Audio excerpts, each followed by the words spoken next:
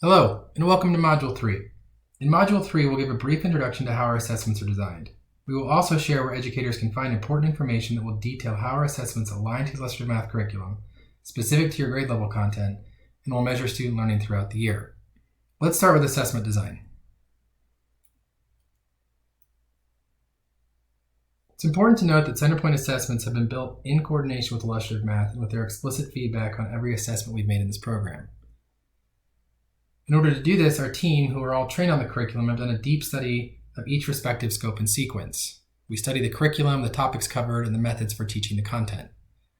We then step back and blueprint an exam program to cover a year's worth of content, ensuring that each progress check we make measures materials taught within aligned units. Lastly, we build out each individual progress check.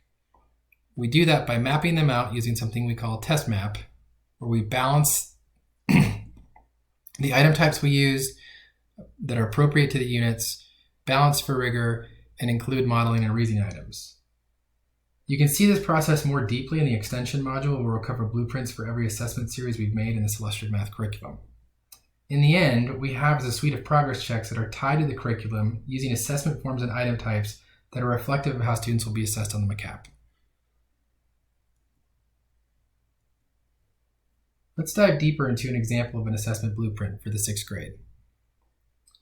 When Centerpoint builds an assessment program for the year, we take a balanced approach to measuring content. The blueprint you see here shows an overview of how content is covered throughout the entire year using 3 progress checks. Again, there are 3 progress checks. There's a crosswalk to how they align to illustrative math units and the standards covered in those units. And then you'll see a balance of item types, rigor level, and the ways that we measure the content throughout the year. Let's dive now into an example of a test map, again within the 6th grade. There are 3 test maps for every grade level. So you'll see one for progress check 1, one for progress check 2, and one for progress check 3. Let's look closely at progress check 1 for the 6th grade.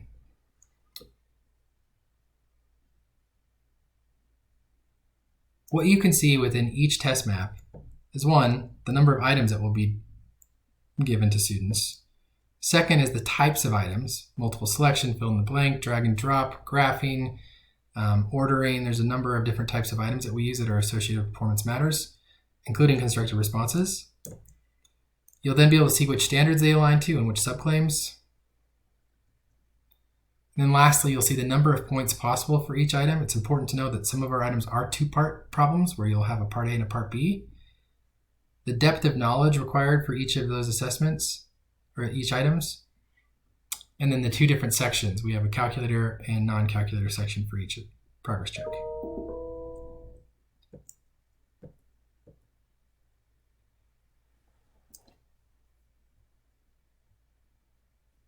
You'll be able to find all of your assessment blueprints and test maps following the links provided in this module.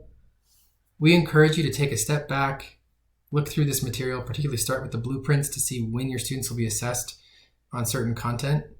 And then as the assessments approach, maybe take a closer look at each progress check and the test maps that are associated with them. So when students are getting ready to sit down and take that test, you have that critical information for them. Thanks for your participation. We'll see you in the next module.